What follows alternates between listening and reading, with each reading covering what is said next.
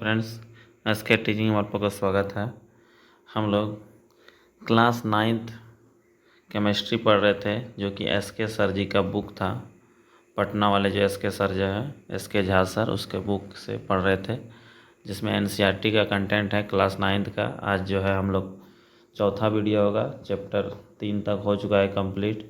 चौथा वीडियो में जो है हम लोग जो टॉपिक पढ़ेंगे, परमाणु की संरचना। हम बता चुके थे आप लोग की परमाणु के बारे में। परमाणु किसे कहते हैं याद रखना है, जो है तत्व का सूक्ष्मतम कण ही क्या कहलाता है, परमाणु।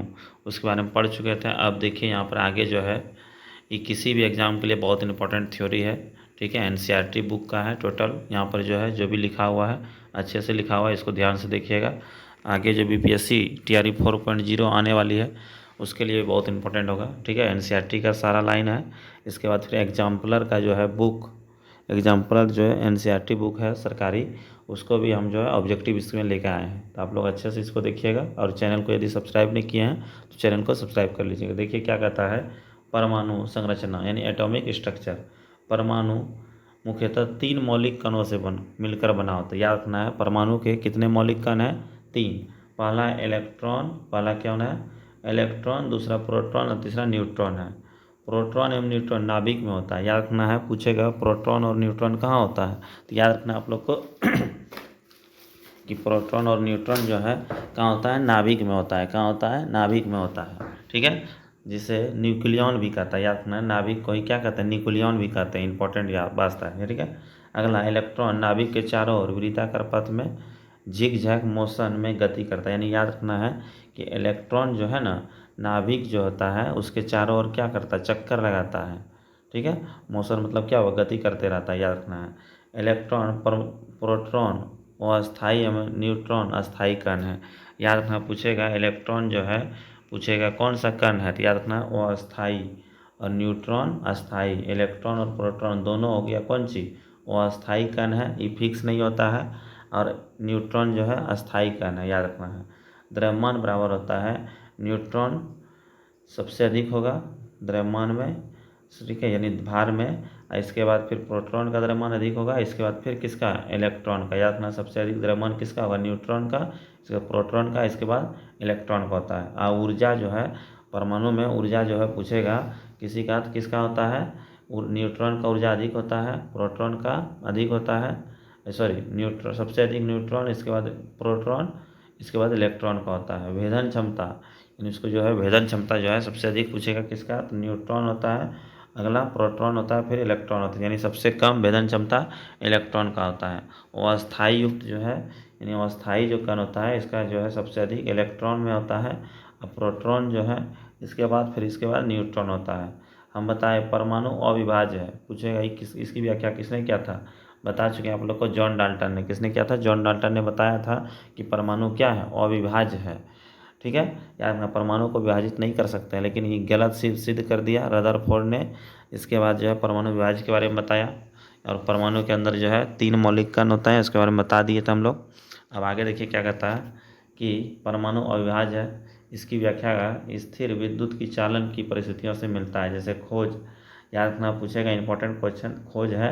याद रखना, आप लोग को ट्री का बताते हैं, पेन, PEN क्या होता है? पेन बराबर जी, याद रखना है GT और C, ठीक है। याद रखना, प्रोटॉन का खोज करेगा तो याद रखना है गोल्डस्टीन, और इलेक्ट्रॉन का खोज जेम्स जे थॉमसन ने, और न्यूट्रॉन का खोज जेम्स चैडविक ने किया था, ठीक है। इस तरह से याद रखना, पेन बराबर GT से दिमाग में रखिएगा। इलेक्ट्रॉन का खोज पूछेगा थॉमसन, इलेक्ट्रॉन ई से इलेक्ट्रॉन, और जे थॉमसन TH होता है ना, तो यहाँ पर जो है थॉमसन याद रखना है। इलेक्ट्रॉन के खोज से पहले ही गोल्डस्टीन ने एक धन आवेशित किरण की खोज किया, जिसे कैनाल रे का, तो याद रखना इंपॉर्टेंट है।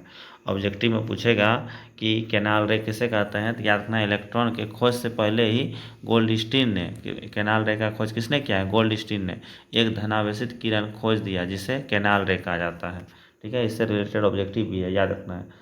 बाद में कैनाल रे को ही रदरफोर्ड ने प्रोटॉन के रूप में व्याख्या किया। यानी कैनाल रे को ही रदरफोर्ड ने क्या बताया कि वो क्या है? प्रोटॉन है। क्या है? प्रोटॉन है, याद रखना है। आगे देखिए आगे क्या कहता है कि अतः प्रोटॉन को खोज गोल्डस्टीन एवं व्याख्या रदरफोर्ड ने किया था। याद रखना है, प्रोटॉन का खोज पूछेगा किसने किया था, याद रखना है गोल्डस्टीन ने। इसका व्याख्या जो है रदरफोर्ड ने किया था। इसीलिए याद रखना है इसको कि प्रोटॉन का खोज क्या हुआ, प्रोटॉन का खोज हो गया गोल्डस्टीन और व्याख्या रदरफोर्ड ने किया था। अगला कहता है न्यूट्रॉन का खोज जेम्स चैडविक। याद रखना न्यूट्रॉन का खोज जेम्स चैडविक। इलेक्ट्रॉन का खोज J Thomson. Neutron James Chadwick. Proton Goldstein याद रखना है। अब देखिए आगे क्या कहता है कि यहाँ पर परमाणु मॉडल का क्रम जो है, याद रखना परमाणु मॉडल जो दिया था सबसे पहले आया था कौन, जे थॉमसन। किसने दिया था, जे थॉमसन। इसके बाद कौन आया, डाल्टन, जॉन डाल्टन। इसके बाद फिर रदरफोर्ड आया थे, ठीक है। इसके बाद फिर बोर बड़ी लिखा दिया, यहाँ बोर ब्यूरी होना चाहिए, यहाँ पर क्या होगा, बोर ब्यूरी आया था, ठीक है। इस तरह से वैज्ञानिक का क्रम है, आप लोग इसको अच्छे से याद कर लीजिएगा। देखिए इसने क्या कहा था कि जे थॉमसन ने बताया था कि यहाँ पर जो है इलेक्ट्रॉन जो होता है ना, जो कि कोई जैसे कि तरबूज मॉडल दिया था, किसने, थॉमसन ने बोला था कि तरबूज में जो है बिच्चा जो होता है उसी को क्या कहते हैं, इलेक्ट्रॉन कहते हैं। और जो खाने वाला भाग है, ललका जो भाग है, वो सब क्या कहलाता है, धनावेश। याद रखना है, ठीक है। इस तरह से ऑब्जेक्टिव में ही पूछेगा। अब आगे देखिए इधर थ्योरम क्या कहता है, कहता है कि इसके मॉडल को क्रिसमस केक या तरबूज मॉडल भी कहा जाता है। याद रखना है, यानी कि थॉमसन के मॉडल को कौन सा मॉडल कहते हैं, केक मॉडल या तरबूज मॉडल भी कहा जाता है, ठीक है। अगला क्या कहता है, ध्यान दीजिएगा।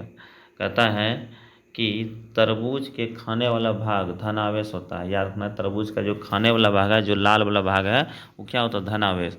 और बीज जो होता है वो क्या होता है, ऋण आवेश। इसको याद रखना है, किसके अनुसार हुआ, जे थॉमसन के अनुसार। याद रखना है, धन आवेश एवं ऋण आवेश समान रूप से वितरित होते हैं।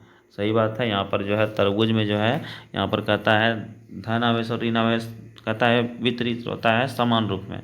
ये बात तो सही नहीं लग रहा है, क्योंकि तरबूज वाला जो खाने वाला भाग है, लाल भाग जो है, वो क्या होता है, कम होता है, बेसी हो जाता है कभी।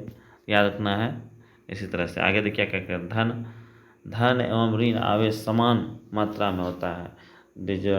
जे थॉमसन ने बताया था कि धन आवेश और ऋण आवेश जो है समान मात्रा में, सब में एक ही जैसा होता है।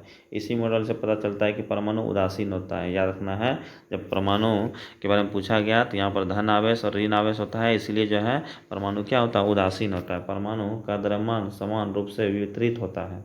परमाणु का जो द्रव्यमान हो यानी भार जो है समान रूप से क्या होता है, वितरित होता है। अब पढ़ेंगे डाल्टन के बारे में। किसके बारे में, जॉन डाल्टन। देखिए जॉन डाल्टन के बारे में क्या कहता है, इसके अनुसार परमाणु अविभाज्य है। याद, किसके अनुसार, जॉन डाल्टन के अनुसार पूछेगा परमाणु क्या है, अविभाज्य है। क्या है, अविभाज्य है। इंपॉर्टेंट है, ऑब्जेक्टिव पूछेंगे अभी। इसके मॉडल द्रव्यमान संरक्षण पर आधारित है। याद रखना है, इसका जो मॉडल है किस पर आधारित है, द्रव्यमान संरक्षण पर आधारित है। इसके मॉडल का खंडन स्थिर विद्युत के चालन से हुआ है। याद रखना है, स्थिर विद्युत के चालन से हुआ है। किसका, यानी कि खंडन, इसके मॉडल का खंडन स्थिर विद्युत के चालन से हुआ है। याद रखना। अगला पढ़ेंगे किसके बारे में, रदरफोर्ड के बारे में। इंपॉर्टेंट है ये भी, इसको भी अच्छे से देखिए। रदरफोर्ड जो था उसने नाभिक का खोज किया था। याद रखना है। तो उसने देखिए क्या किया था, यहाँ पर अच्छे से समझिएगा। यहाँ पर जो है अल्फा कण लिया था, यानी कि सोने का पत्थर पर इसको आघात कराया था। यहाँ पर जो है इस तरह से जो अल्फा कण लिया, जो कि अल्फा कण किस में होता है, पॉजिटिव, किस में होता है, यानी प्लस में होता है अल्फा कण। यहाँ पर जो है कोई भी किरण जो है गया, ठीक है, सोने का पत्थर लिया है, यहाँ पर सोने के परमाणु यानी सोना का पत्थर है, इस तरह से यहाँ पर जो इस तरह से गया, फिर इसी पर पथ क्या होता है, लौट जाता है, फिर इसी तरह से लौट जाता है। वही कहता है जब किरण जो है यहाँ पर नाभिक के पास से जाएगा तो यहाँ पर क्या होगा, विचलित हो जाता है, ठीक है। याद रखना है इसके बारे में। अब देखिए यहाँ पर क्या कहता है आगे, सोने की परत द्वारा अल्फा कणों का परिकिरणन, रदरफोर्ड ने सोने के पत्थर पर अल्फा किरण से प्रहार किया और कुछ सीधे पार तो कुछ किरण थोड़ा सा विचलित हुआ, कुछ किरण पुनः अपने ही मार्ग में लौट जाता है। तो कहता है इससे यह ज्ञात हुआ कि अधिकांश भाग खाली था, यानी कि याद रखना है परमाणु का अधिकांश भाग क्या है, खाली है। ये रदरफोर्ड के अनुसार से हो रहा है। एवं केंद्रक में धन आवेश होता है। याद रखना है, केंद्रक में क्या होता है, धन आवेश। याद रखना है। आगे देखिए क्या कहता है, कहता प्रत्येक 1200 किरण में से एक किरण पुनः अपने ही मार्ग में लौट आता है। याद रखना है, 12,000 किरण में से एक किरण क्या होता है, पुनः अपने ही मार्ग में लौट आता है। याद रखना है। इसके अनुसार नाभिक का त्रिज्या याद रखना है और परमाणु की त्रिज्या से 10⁵ यानी 5 10⁵ गुना छोटा होता है, याद रखना है। ठीक है, अब देखिए यहाँ पर आगे जो है इस तरह से पहला जो है थ्योरी कंप्लीट कर लिए। अब यहाँ पर आगे देखिए क्या कहता है,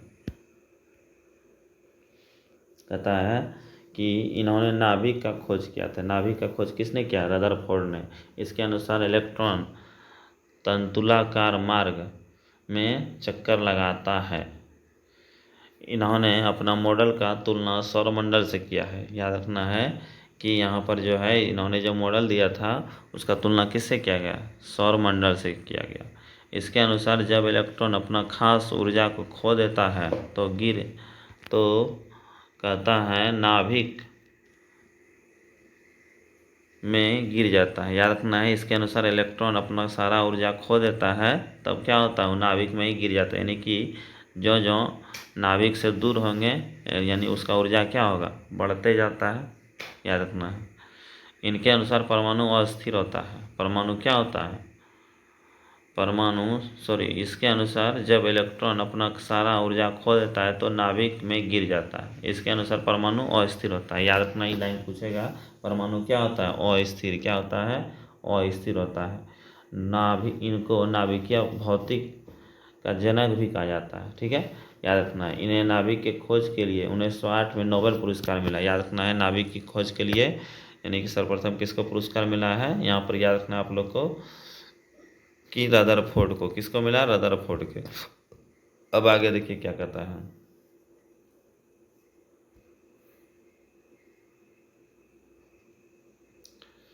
खो देता है। इसके अनुसार ये तो हो गया है। फिर यहाँ पर भौतिक भी कहा जाता है। इन्हें नाभिक के खोज के लिए 1908 में, कब? 1908 में नोबेल पुरस्कार मिला।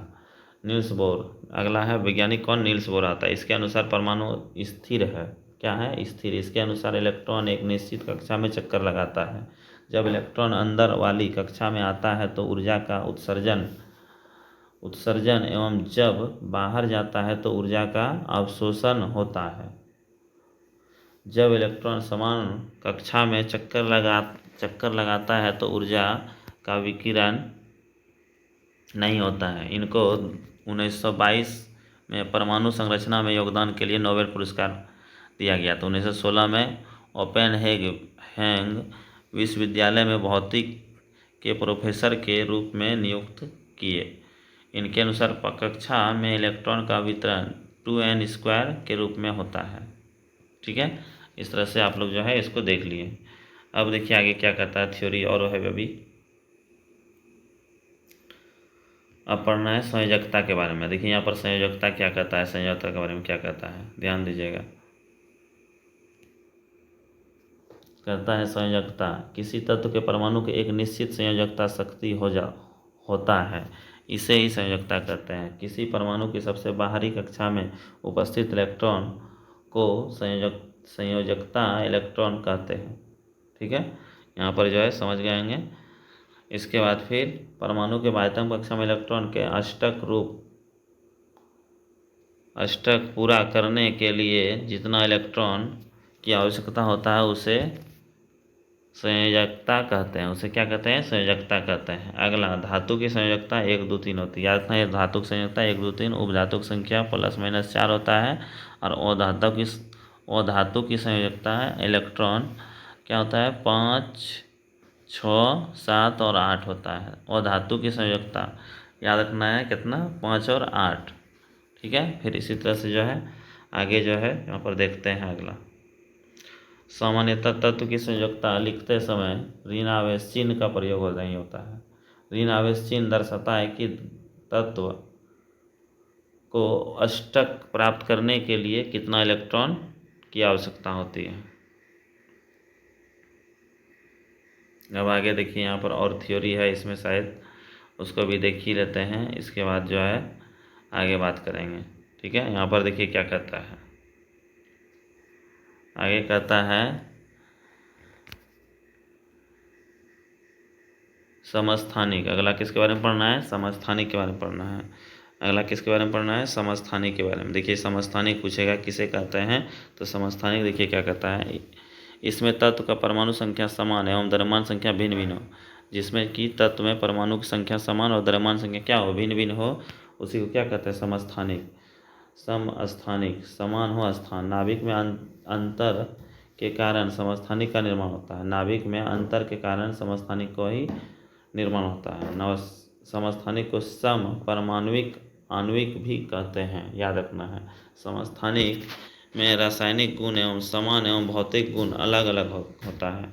हाइड्रोजन के 3 समस्थानिक है, प्रोटियम, ड्यूटेरियम और यहाँ पर ट्राइटियम, याद रखना है, ठीक है। क्लोरीन के 2 समस्थानिक, क्लोरीन 17 और 35, 17 और 37, याद रखना है, कितना, 2 समस्थानिक होता है।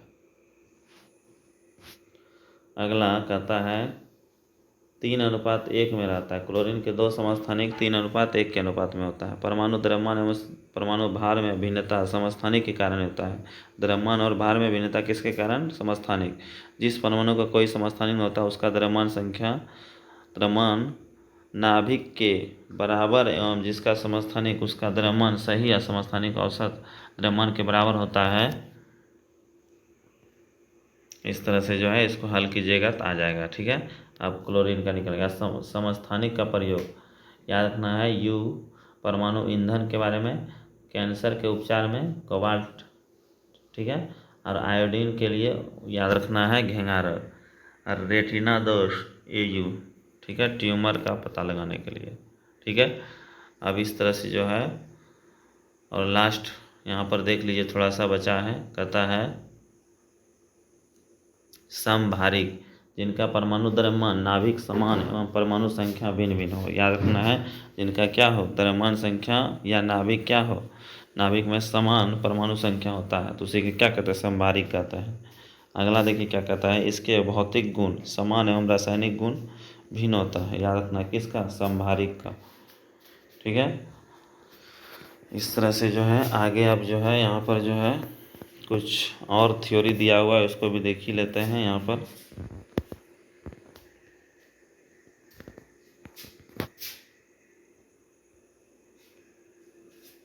अगला कहता है रदरफोर्ड के अल्फा कण परिकीर्णन से क्या खोजा गया, केंद्रक। इलेक्ट्रॉन का द्रव्यमान हाइड्रोजन परमाणु के द्रव्यमान का कितना गुना होता है, 1/2000 गुना। तत्व को किसके आधार पर परिभाषित किया गया, प्रोटॉन के आधार पर। प्रोटॉन का खोज किसने किया, गोल्डस्टीन ने। प्रोटॉन का खोज यहाँ पर याद रखना है किसने, गोल्डस्टीन ने किया था। प्रोटॉन का नामकरण पूछेगा रदरफोर्ड ने, किसने किया था, रदरफोर्ड ने किया था। अब आगे देखिए और थ्योरी है, किसने अपने परमाणु मॉडल का तुलना और सौरमंडल से किया था। याद रखना रदरफोर्ड ने, किसने किया था, रदरफोर्ड ने ही किया था। अगला एक संयोजकता वाले तत्व धातु या अधातु भी हो सकता है। जे थॉमसन ने यह प्रस्तावित किया था कि परमाणु के केंद्रक में केवल न्यूक्लियॉन्स होता है, ठीक है, याद रखना है, जो औसत है। यहाँ पर जो है परमाणु के नाभिक में जो है ये कहता है न्यूक्लियन होता है, औसत है। एक इलेक्ट्रॉन और प्रोटॉन मिलकर न्यूट्रॉन का निर्माण करता है, औसत है, ठीक है, ये भी सत्य नहीं है। अगला इलेक्ट्रॉन का द्रव्यमान प्रोटॉन से लगभग 1/2000 गुना होता है, सही बात है। आयोडीन के समस्थानिक पूछेगा, आयोडीन के समस्थानिक का इस्तेमाल टिंचर आयोडीन बनाने में किया जाता है। इसका उपयोग दवा के रूप में होता है जो कि अशुद्ध होता है, ठीक है। इस तरह से जो है हम जो थ्योरी जो था पार्ट उसको देख लिए हैं। हम मिलते हैं नेक्स्ट वीडियो में, आप लोग के लिए NCERT एग्जाम्पल जो है सवाल उसको लेकर आएंगे, ठीक है। इस तरह से यहाँ पर जो आप लोग रिवाइज भी कर लीजिएगा, टोटल को देख लीजिएगा। अब रखते हैं इतना ही। जय हिंद, जय भारत।